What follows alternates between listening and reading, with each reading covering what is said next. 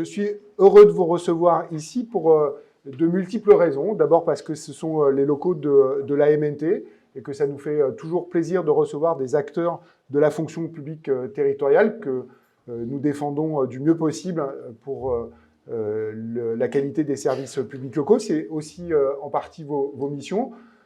Également très heureux parce que depuis quelque temps, nos partenaires de l'UNCAS que vous venez voir et qui sont ici présents sont partie prenante du bâtiment. Ils vivent avec nous, nous vivons ensemble. On apprend à se connaître d'une manière assez différente et que c'était là aussi le moyen de finalement signaler l'attachement qui pouvait être le nôtre à tisser ces partenariats. Alors, ils ne s'expriment pas uniquement sur le partage des locaux, hein, mais aussi au quotidien dans notre manière d'approcher et de servir les agents, et puis aussi sur des thématiques très particulières comme ce que nous avons pu faire autour de la défense des départements ultramarins, puisqu'il y a aussi là des problématiques plus particulières. Et puis, quelques secondes sur la MNT, parce que vous le savez, vous le partagez, mais au niveau de la fonction publique territoriale et dans le cadre de la protection sociale des agents, il y a une réforme qui est en cours, hein, qui vise à transformer le mécanisme de participation des collectivités à la protection sociale complémentaire des agents, tant en santé qu'en prévoyance. C'est un enjeu extrêmement important dans lequel la MNT s'inscrit et cherchera à défendre au mieux les intérêts des agents et évidemment accompagner les employeurs en la matière. Et puis, une dernière chose, le plaisir de vous recevoir aussi, parce que cette année, la MNT souhaite ses 60 ans, que c'est un anniversaire. On essaiera de l'exprimer et de montrer comment la MNT a pu vivre et accompagner la transformation des services publics locaux en se transformant elle-même pour être toujours utile aux agents et à la fonction publique territoriale. Voilà les quelques mots que je voulais vous dire. Et puis, évidemment, vous formulez nos meilleurs vœux au nom de la MNT, au nom du président et en mon nom. Alors, cette année, on a choisi la sérénité, la tranquillité, parce que le monde est assez compliqué et qu'il nous en faut pour être à même de traverser et de s'épanouir dans cet environnement. Voilà, très belle année à vous. Et je dois passer la parole à quelqu'un, mais comme je n'ai pas eu le protocole...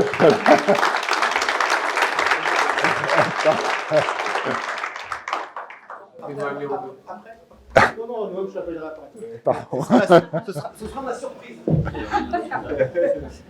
Monsieur le ministre, mon cher Patrick, monsieur le président honoraire de l'UNCAS, qui a présidé pendant 18 ans cette belle institution, qui sera bientôt centenaire, monsieur le directeur général, en 2026.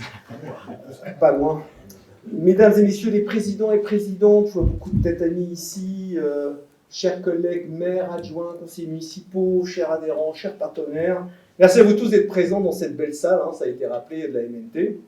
Et pour celles et ceux qui étaient déjà là l'année dernière, il y a un petit changement, ça a été dit, c'est que désormais nous sommes ici dans ce beau bâtiment. Nous avons déménagé du 19e pour être ici, et c'est aussi pour nous un outil de travail bien plus performant. Alors je vous souhaite à toutes et à tous, au nom du Conseil national, du Conseil d'administration et du Bureau national de l'UNCAS, évidemment une belle et heureuse année 2024 pour vos proches et pour vous-même. Le centre communal ou intercommunal d'action sociale, c'est le service public de proximité avec ses 126 000 agents territoriaux au quotidien. Un service public accessible, incarné, dont nos concitoyens attendent aujourd'hui beaucoup. Le Conseil d'État le rappelait encore récemment dans son rapport annuel. Par son rôle d'observation de la demande sociale, de coordination au plan local, mais aussi de sa gouvernance qui en fait un lieu unique de rencontre entre les élus et les acteurs associatifs, il était normal que l'Union nationale des CCAS prenne les devants et réunisse, comme nous l'avons fait ce matin, les représentants des associations d'élus locaux et des grandes associations du secteur des solidarités. Si nous sommes réunis ce matin, c'est pour donner l'alerte face à la situation sociale dramatique que traverse notre pays. Emmaüs, le Secours catholique, Oxfam et aussi l'INSEE dernièrement soulignent ce paradoxe insupportable. Dans une société qui produit des richesses, chaque année, plus nombreuses, les inégalités se creusent, la valeur produite est capturée par quelques-uns, tandis que la précarité gagne de plus en plus de terrain. Le président de la République prône depuis 2022 une société dite du plein emploi. Nous ne pouvons qu'y aspirer.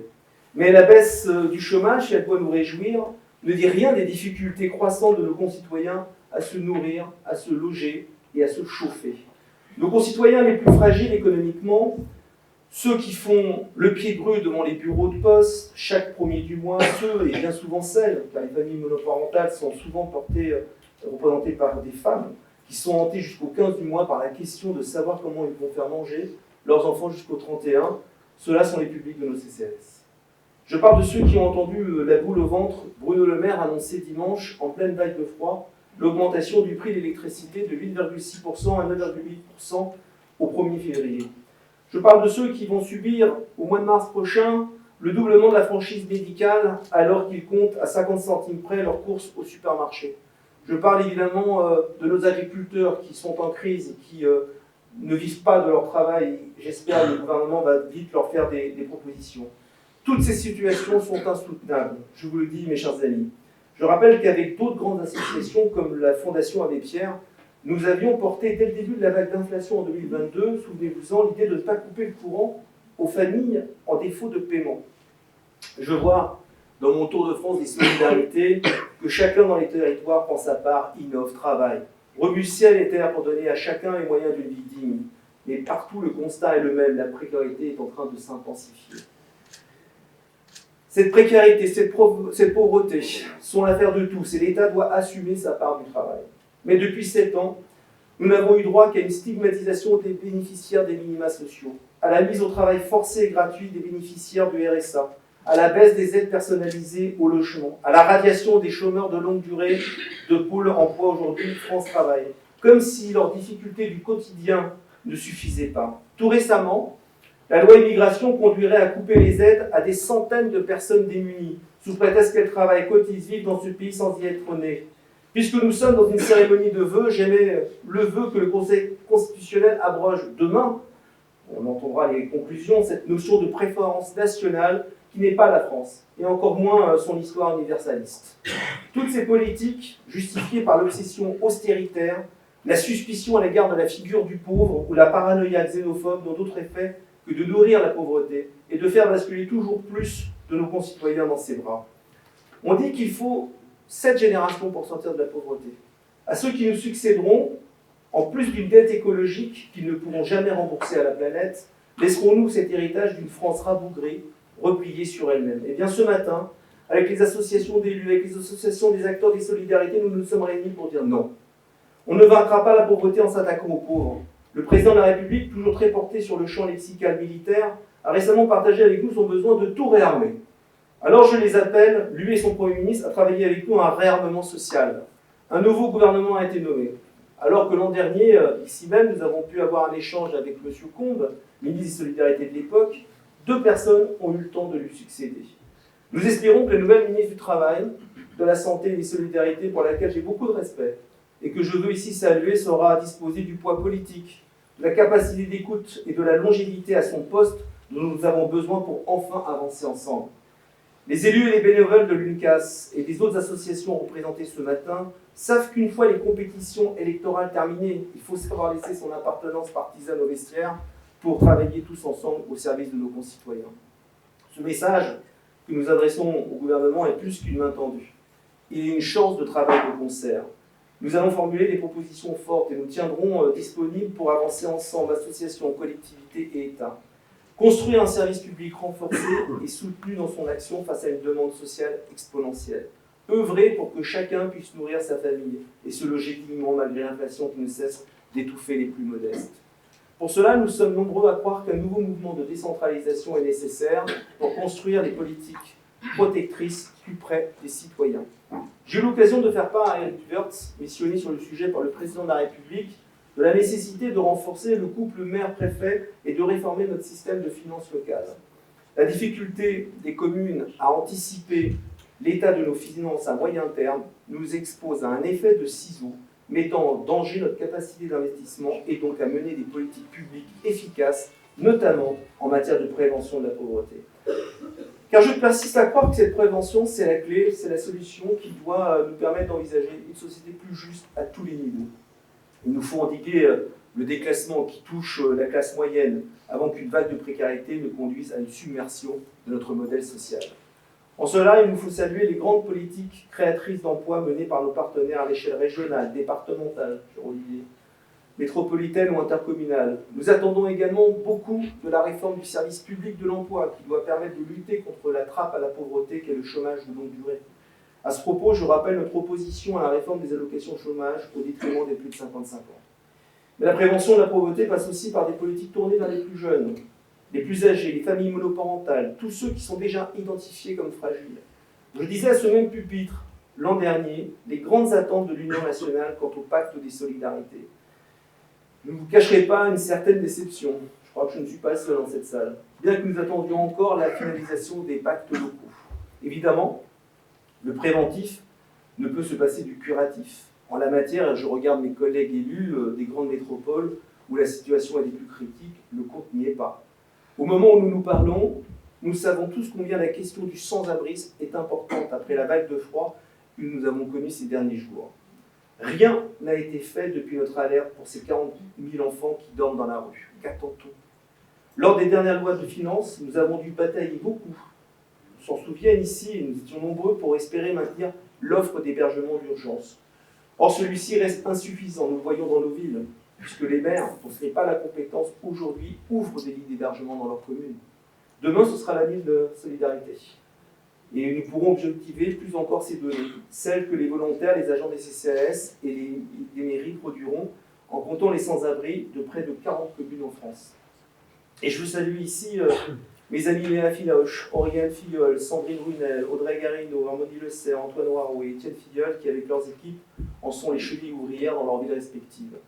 Cette lutte de la solidarité, dont l'UNCAS est une fois encore partenaire en lien avec la ville de Paris, la métropole du Grand Paris et les communes organisatrices, sera une nouvelle occasion de démontrer, chiffres à l'appui, les conséquences réelles, violentes et visibles des défaites concédées contre la grande pauvreté. C'est peut-être un excès de pessimisme de ma part. J'ai bien peur que cette nuit de la solidarité ne vienne, comme les précédentes, confirmer la tendance à l'augmentation du nombre de personnes à la rue. Ce discours de vérité ne doit pas, mes chers collègues, mes chers partenaires, nous inciter à baisser les bras. Bien au contraire, cette réalité que nous vivons dans nos villes nous oblige, elle est indigne d'un pays comme le nôtre. Elle nous incite à rester plus que jamais mobilisés. Nous continuerons d'agir selon nos 5 priorités. La première, vous la connaissez, pour la première, cette année 2024, c'est bien entendu la lutte contre la précarité, j'en ai parlé. Nous parlerons de la question des salaires, des conditions de vie, de pouvoir d'achat qui seront au cœur de nos échanges. Ensuite, et c'est bien entendu étroitement lié à la lutte contre la précarité, l'UNCAS a fait au début de ce mandat des Outre-mer sa priorité. On était à la réunion chez Erika Barèche au mois de novembre dernier, 1 an et demi de travail avant de se retrouver 4 jours là-bas, 400 participants, 3 océans représentés, y compris l'Hexagone, un manifeste de produits, un manifeste tenu en main propre à plus de 6 ministres de l'époque, il y a quelques semaines. Pour certains, ils ont été en alerte enlèvement depuis. Mais on fait le boulot et on va continuer à le faire. Vous savez qu'on aura aussi beaucoup d'autres priorités. Je vais essayer d'être rapide dans mon propos. L'alimentation, le logement sont des priorités de l'UNCAS. Nous ferons au mois de septembre, octobre, on n'a pas encore arrêté la date, peut-être même novembre, pardonnez-moi, en tout cas à Montpellier, chez mon ami Michael Delafosse, le Conseil national de l'UNCAS qui se transformera en forme d'assise sur le logement pour parler de cette question qui est primordiale. Le logement évidemment, mais aussi le logement dit résilient, le logement santé, le logement d'urgence. Toutes les questions du logement seront étudiées à ce moment-là. Et chers amis, je veux vraiment vous remercier de votre présence. Je crois qu'elle nous oblige à continuer à nous dépasser collectivement. On a commencé modestement à le faire ce matin par cette réunion de travail. Je vous donne à toutes et tous un joli rendez-vous, notre prochain congrès. Le congrès qui se passera, chers collègues, au Havre, chez toi, où nous serons accueillis par Édouard Philippe. J'ai une petite intuition, sachant que, semble-t-il, le président de la République, François Hollande, sera un de nos grands témoins. J'imagine que les journalistes seront présents pour voir Édouard Philippe, François Hollande et d'autres invités dans ces 3 jours. Merci à vous tous, belle et heureuse année 2024. Et je passe la parole à Noam, Il va nous dire un petit mot, le collectif Alerte. Merci.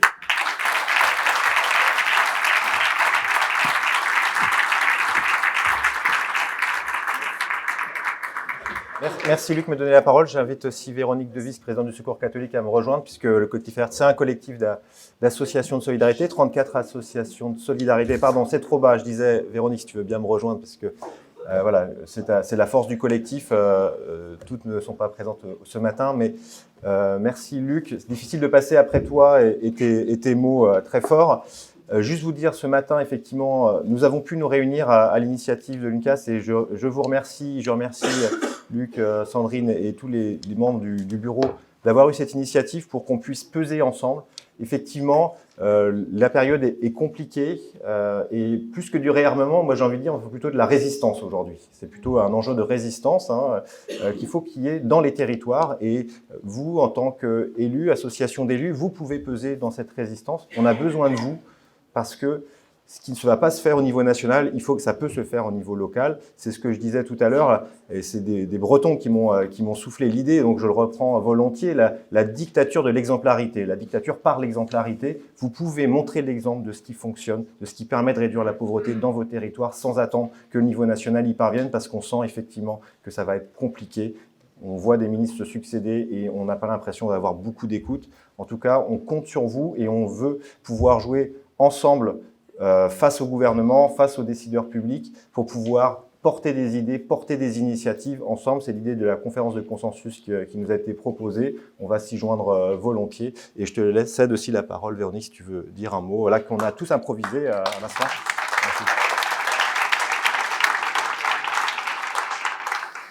Oui, moi je dirais simplement le mot ensemble. On ne va pas y arriver seul, ni vous ni nous, et donc on se dit, on espère qu'ensemble on arrivera à lutter contre la pauvreté et réduire ces fractures sociales.